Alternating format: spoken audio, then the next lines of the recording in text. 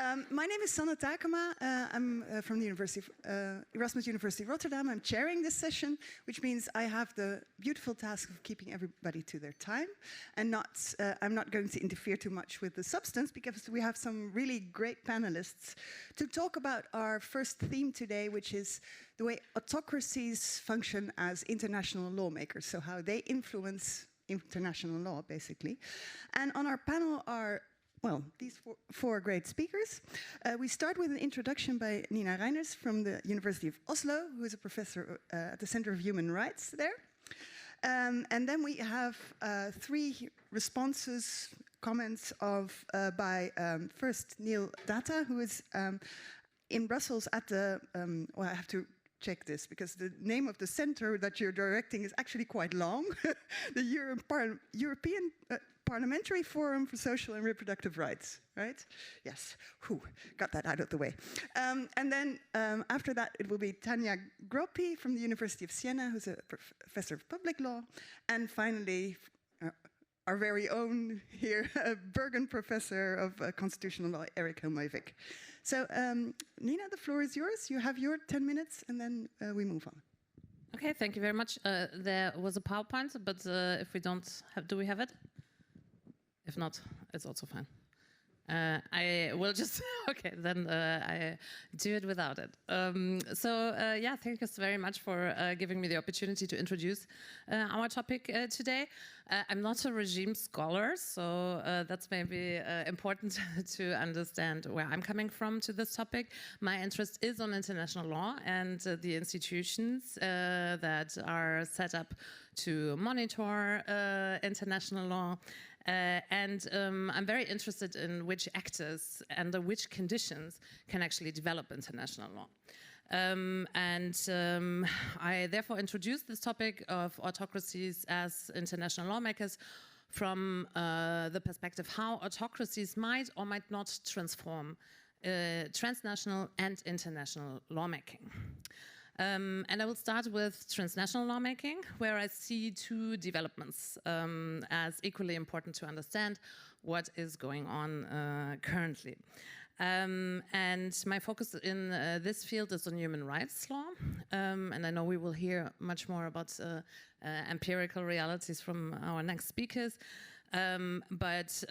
Just to say, so the two main trends I see as very vital to understand the future of transnational lawmaking is, on the one hand, the trend of autocratization, which is why we're here this morning, and the other is also a rise in private actors, so the privatization of transnational lawmaking. And that has to do with a lot of effects that are related then to the first trend, so shrinking civic space, for example, which means in a lot of autocracies and authoritarian states, but not only, also democracies more and more start to restrict civic space. And therefore, we can also observe that at the domestic, but also at the international level, it's become less easy for example, human rights defenders to do their actual work.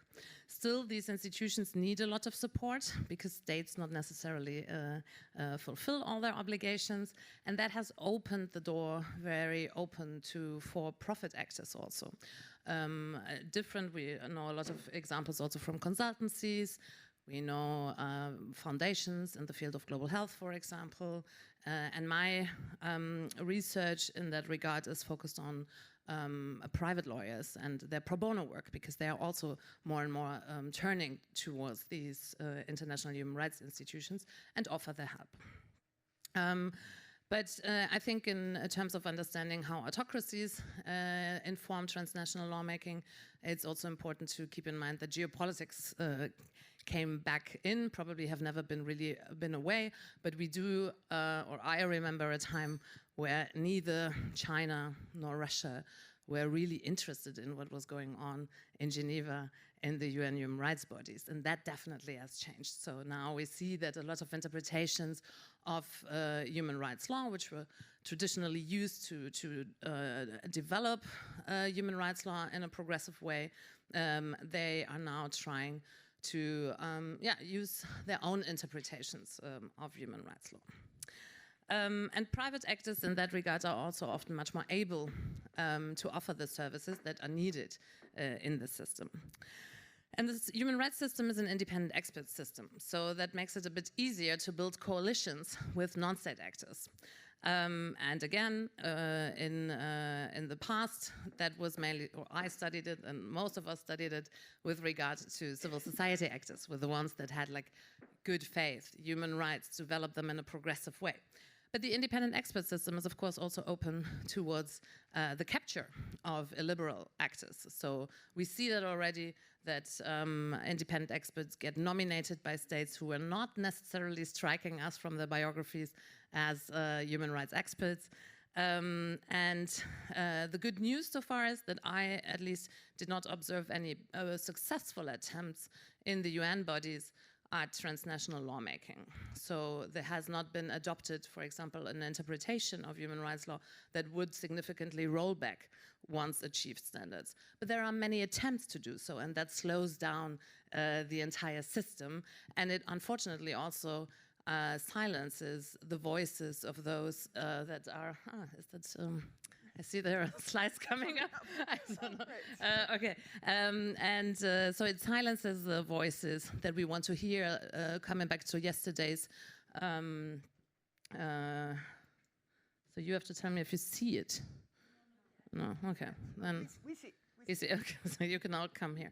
Coming back to yesterday's topic of the optimism or pessimism, no? So I think there are still many voices that give cause for optimism, but unfortunately in this whole noise taking place in the system right now, it's wonderful. So that's, you see, this is what I already talked about, the two trends.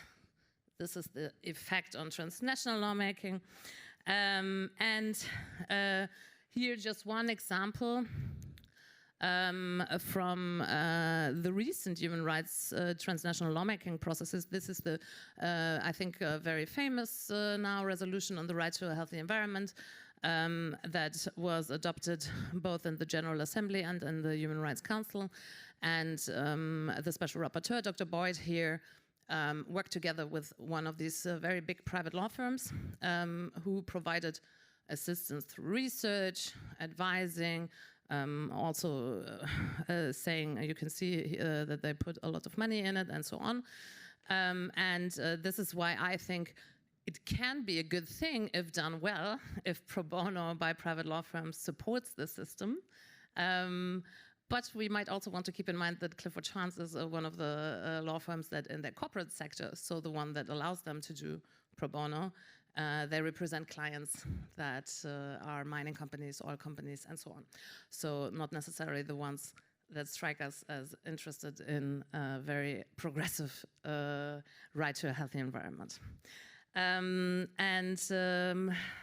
from transnational lawmaking to international lawmaking, this is the question we discussed in a workshop 2 months ago in Oslo, and people from Bergen were also here, Lise and Louise. We had a very good workshop bringing together international law scholars and political scientists. Yeah, I know you also had a PhD course here discussing this topic. Happy to talk about this later, not now, but I wanted to show you the research I'm doing on international lawmaking together with a colleague, Maria Debre, from Zeppelin University in Germany. Maria is more of a regime scholar, we once just sat together and discussed whether this talk about autocracies as international lawmakers, or as it's debated in international law, the future as authoritarian international law, if this is really something we see in the data, and if so, to what extent. What you can see here is like one of the findings. The graph tries to monitor the attempts at legal resolutions in the General Assembly over the past years, and we can see here that don't really see that big gap that we would expect between democracies and autocracies when it comes to international lawmaking. Our analytical framework tries to distinguish between practices. So what are they actually doing? What is it that they're putting on emphasis when it comes to the processes of international lawmaking? And then the actual law. So what are the outcomes that they're hoping to see written down in international law. But so far, what I think we can see is that both democracies and autocracies are equally interested and engaged at similar levels when it comes to international lawmaking. So it's not that autocracies don't care about international law. We see a lot of engagement from smaller countries. So apparently that's something also for them to work on their status in international law. I conclude to just again say that so far we can say that there has been no super successful lawmaking that would roll back human rights standards or overrule foundational values in international law, but it's really become much more difficult to progressively develop international law. And private for-profit actors instead of civil society, of course, risk to further slow down or even terminate ongoing negotiations for new international treaties. For example, the plastic treaty, I don't know if some of you followed that in Geneva. It's been prepared for so long. And that was not just, I think, purely, the termination was not just to be explained with autocracies versus democracies. There was a lot of private for-profit interests that explained the termination. Yes, that's it from my side, and look forward to your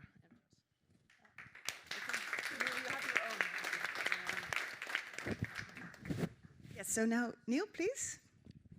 Okay, thank you. Thank you very much. I found that fascinating. So thank you very much, Nina. I just want to preface this by stating that I am not an academic, but so my comments on this will be very much from the perspective of a practitioner, and I work in sexual reproductive health and rights, so it's an area of human rights that's pretty much contested. Sana, if I'm not mistaken, this Yeah, this is wrong. That's a lie. Okay. Okay, good. Okay. So I found what you were saying really quite fascinating. In terms of what I've been observing from the perspective of sexual and reproductive health and rights, we can see that this has been co-opted by certain actors who have a certain illiberal objective. Now, going against sexual and reproductive health and rights is not necessarily illiberal or anti-democratic in itself, but it seems that the protagonists who are trying to advance such illiberal norms have found allies and a home within those who have certain illiberal anti-democratic objectives. And similarly, one doesn't need to be anti-democratic or illiberal and be against sexual reproductive health and rights. I mean, the far right in Europe is an example of many decades of not having a clear position on this issue. But we see increasingly these two sectors now finding common cause and in fact morphing into one entity. Now, maybe just to build upon what you were saying, my strange hobby is to study these illiberal actors working against sexual and reproductive health and rights. And what you were saying really corresponds to what I've been seeing also on my side, which is the rise of certain private sector actors working in this space. Now, we're familiar with the civil society actors, the NGOs who are working in this. And in fact, at least in Europe, what we've seen is that they have been becoming increasingly more sophisticated. Usually the way that we describe it is that they have professionalized, they have transnationalized, so that all the individual little groupings in Norway, Poland, Portugal, they've all found each other and then they learned from each other. And then also importantly, they've been able to rejuvenate their generations. So they organize capacity building so that it's not old white men and women. It's many young people in their 30s who are multilingual. They could fit in here just like any of you. And we see that that's the face of this new movement. So we see that happening. over the past 5 years, we see also in Europe a new category of actors appearing. So aside from the civil society, which was very much activist, then professionalized, a new category emerges, which is that of far-right, illiberal think tanks, which have anti-human rights, anti-gender as part of their core DNA. And now, where do these think tanks in Europe come from? I've identified about 2 sources. One are the think tanks associated to the far-right populist parties, because in many countries, once a political party reaches a certain level of success, it is able to tap into state funding, and then in many contexts, an additional line of state funding to create a political foundation. Imagine Konrad Adenauer Stiftung, Heinrich Böll Stiftung. You have the same system in many countries. So we see this proliferating. And then also you have the appearance of mainly Hungarian or other illiberal government-funded think tanks appearing in different places. And these together are creating European-level alliances, and then also alliances with their partners over in the United States, such as the Heritage Foundation and things like this. So I think what you've been describing there, it's a bit like describing climate change, okay? We see this thing happening, we can describe it, we can measure the impacts. Your conclusion that there was no major impact yet is very reassuring, but behind this, there are specific actors with names. And, you know, and we need to be able to get down to these specific actors who have names, who have strategies, etc., in order to understand the phenomenon. And so that's what I've spent a bit of time thinking about. And so we see that these ones are rather ambitious, and they are slowly able to not have big impact. But I would say that while they haven't been able to transform any significant norms, they have been able to lay the groundwork for soft norms, which can then influence other norms further upstream, either at parliament or in the courts or in politics generally. So I would say that they have laid the groundwork for this. Am I near the end? I don't know. We lost the time. Okay. Okay. I just my inner clock says yes. Okay. If you have a few sentences to round off. Okay. Yeah. Okay. So they've been able to influence soft norms. Okay. And we have some examples of this. You know, there's one thing that thanks to colleagues here, Siri, Marit, I was able to take a look at. They've been able to lay the groundwork at different European level institutions in order to contest human rights-based approaches to children's rights and child protection. So that, stay tuned for Friday, we'll be discussing that then. But also they've been able to influence norms in other ways. One is in halting progress, okay? Something you've alluded to, but something at the UN level, there has not been agreed outcome conclusions at the Commission on the Status of Women for a number of years. That is an impact in and of itself.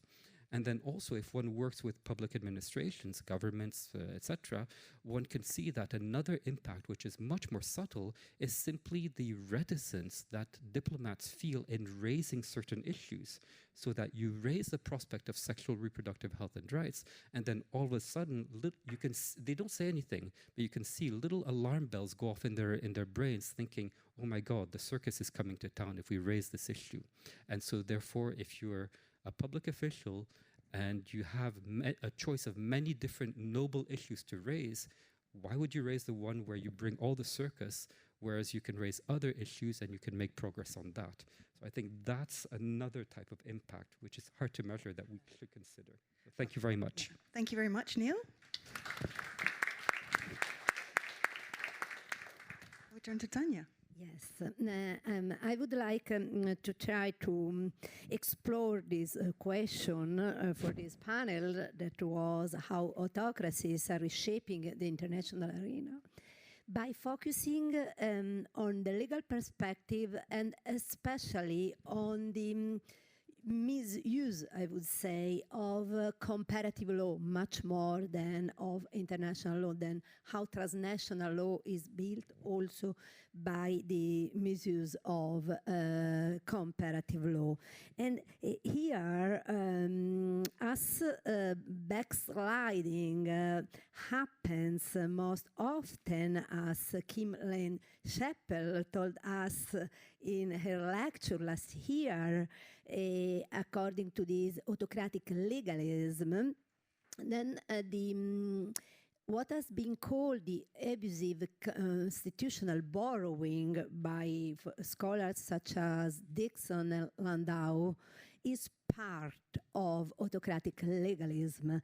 And during the backsliding process is much more than in autocratic regimes. Then I'm focusing especially on backsliding processes. What happens is that much more than exporting legal and normative models, backsliding countries import foreign models, mostly from liberal democracies, but by manipulating and misusing the comparative law. Then I would like to point out just two aspects based on my own research, especially on the use of foreign precedents by constitutional courts.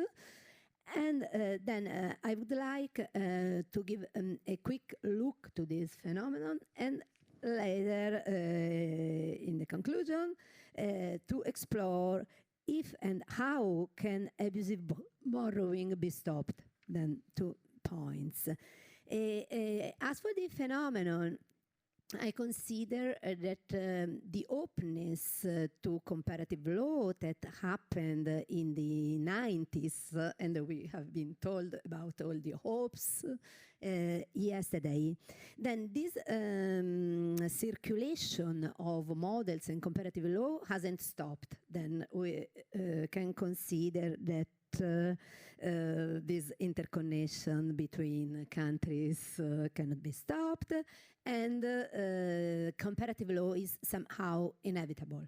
But what happens, and I have many examples from different countries, such as Turkey, Honduras, Poland, Hungary, Bolivia, Venezuela, Cambodia, Israel, Fiji, Rwanda, Ecuador, Russia.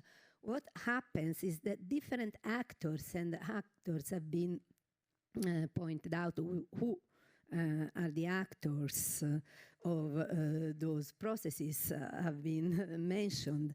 Many actors, then the legislators, the governments, private actors acting as amici curiae, for example, courts, and even scholars have this tendency to mention or to build on foreign examples, but by decontextualizing. And this happens in different fields, from fundamental rights to constitutional justice, constitutional revision, and constituent power.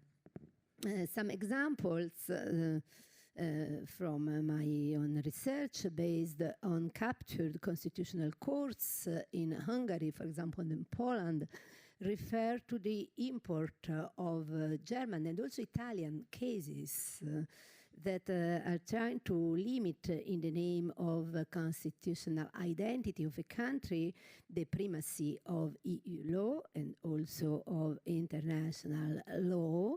But of course, it's completely decontextualized import, because, for example, in Germany, this principle has been introduced to and justified by the defense of democracy, while in backsliding countries, this is the opposite. To conclude, yes, it's very difficult to figure out. Okay, half a minute to conclude. Can abusive borrowing be stopped? This is a question also for the audience.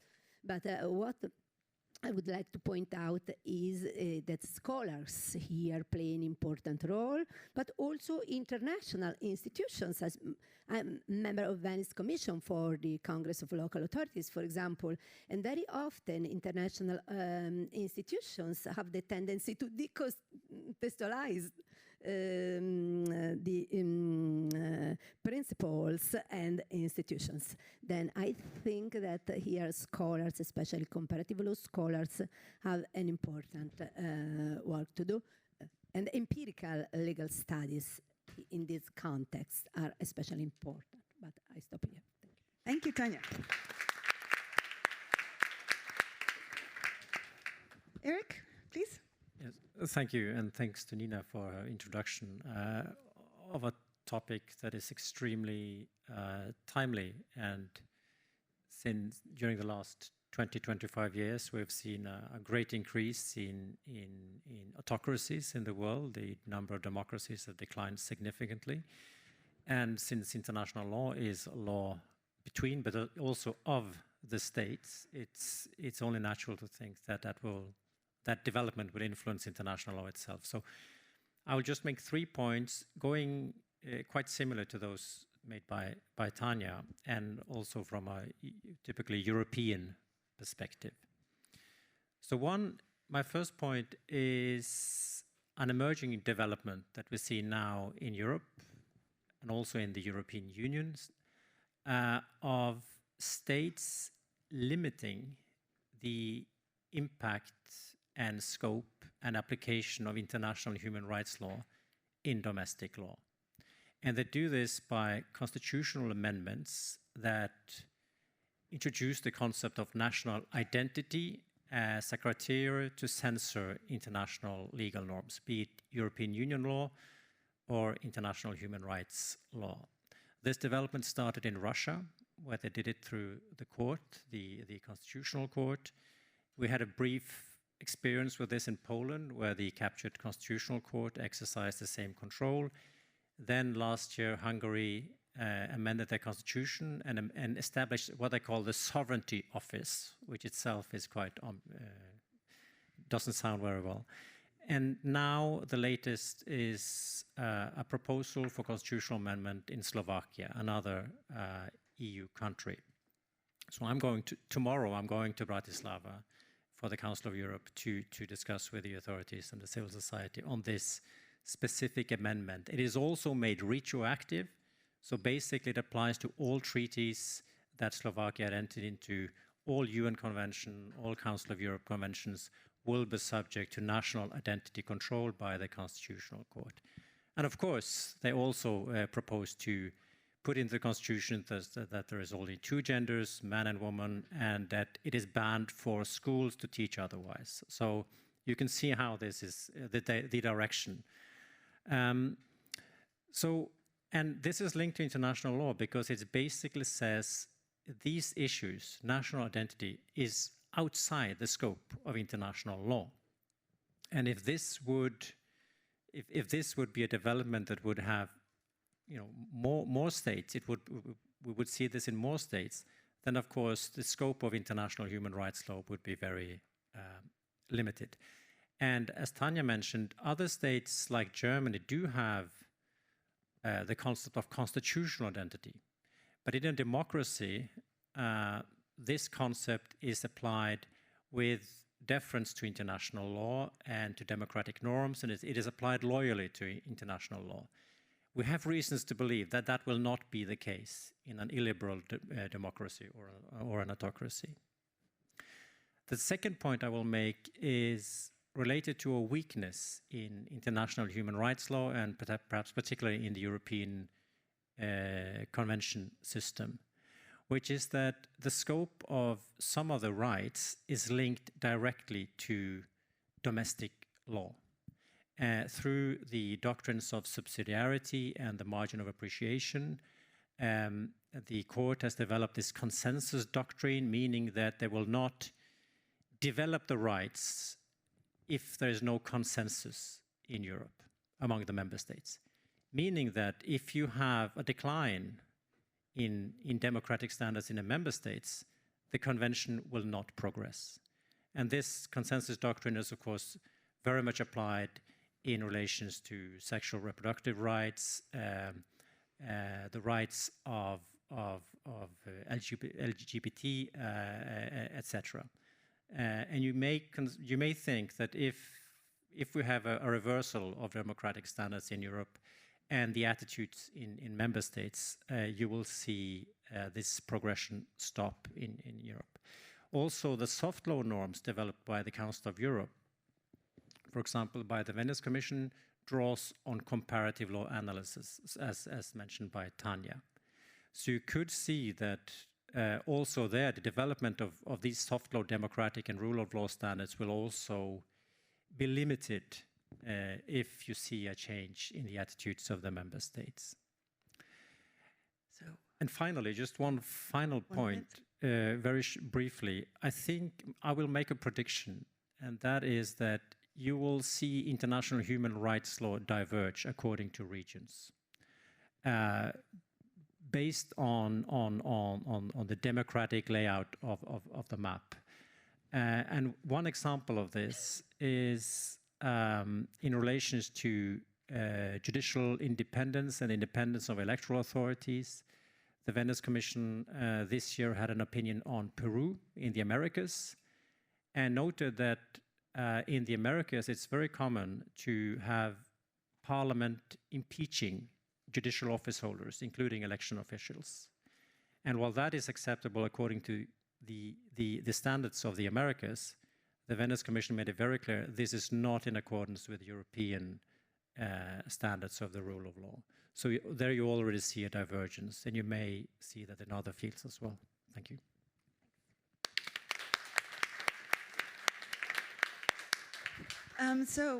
Well, thanks to all the panelists. I think a lot of interesting points raised. So now it's time to run to the microphone.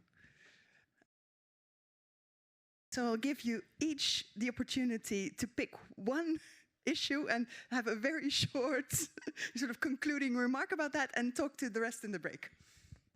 Okay, I start.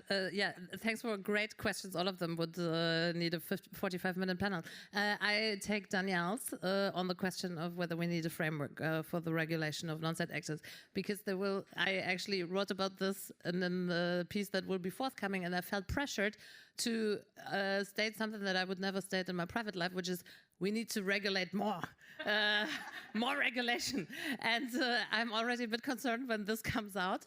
But in a way, this is what I think. The UN in particular has been for far too long remains so non-ideological, and it has opened the doors really to very shady actors of all sorts. And now we are more debating in ECOSOC, for example, who gets accreditation and who doesn't, than we actually see actors doing their work. So in a very weird way, my concluding remark is more regulation, yes. Okay, Neil? Yeah, thank you. I find the first question very interesting, because my organization is going through the process with the WHO of trying to get into official relations. So it's something that we're going through at the moment. And also the reports I've done have looked at these private actors and how they're engaging. And so with public institutions, one thing that my personal conclusion is that a number of the public institutions have come up with the rules of engagement with civil society actors at a time many decades ago, where this context no longer exists.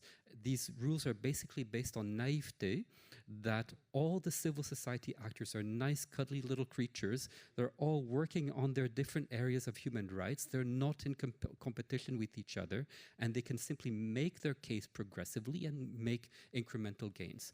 Now we have a whole new category of actors who are bad faith actors who use international human rights law in order to undermine human rights law, and who are not grounded in the principles of liberal democracy. So I think that's something that needs to be done. Also, one thing I've done is take a look at the finances of these organizations.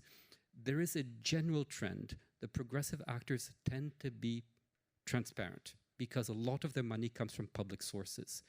The illiberal actors are overall very untransparent. So simply having a financial transparency requirement at member state level and at the institution would be useful. Germany is a black hole for financial transparency. Okay, if you were to resolve this, this would be a big step. And then maybe just a few. You're now going into a second point. So I think break discussion during the break. I'm sorry. It's my role to be strict. Tanya. Yeah, I picked the question on European strategies to resist. Then behind the rule of law mechanism and then rule of law reports that we know probably the case law and especially the reasoning of the European Court of Justice deserves attention. Because something, in my view, I don't know if Eric agrees, for example, is changing in the reasoning of the court. And then probably courts are, again, the last resource for this resistance. Thank you. Eric? Yeah, and to that question, I also agree. I think in the abstract, these sovereignty norms are not necessarily problematic. Many countries have them, but the application and bad faith application will be struck down by the courts, the European Court of Justice and the European Court of Human Rights, like they've done now with this foreign agent legislation, etc. But then, of course, it depends on whether the member states are willing to support the Court of Justice of the European Union in a fight with countries like Slovakia and Hungary. And if that balance would tip also on the political level, then that will not be there. So that will be the real danger in the future. Okay, we have a sort of somber tone here at the end, but this was, I think, to be expected. There are still some really interesting issues on the table, but I think we have a couple of days to discuss them amongst ourselves. So I really want to thank all of you. It was a fantastic panel. Thanks.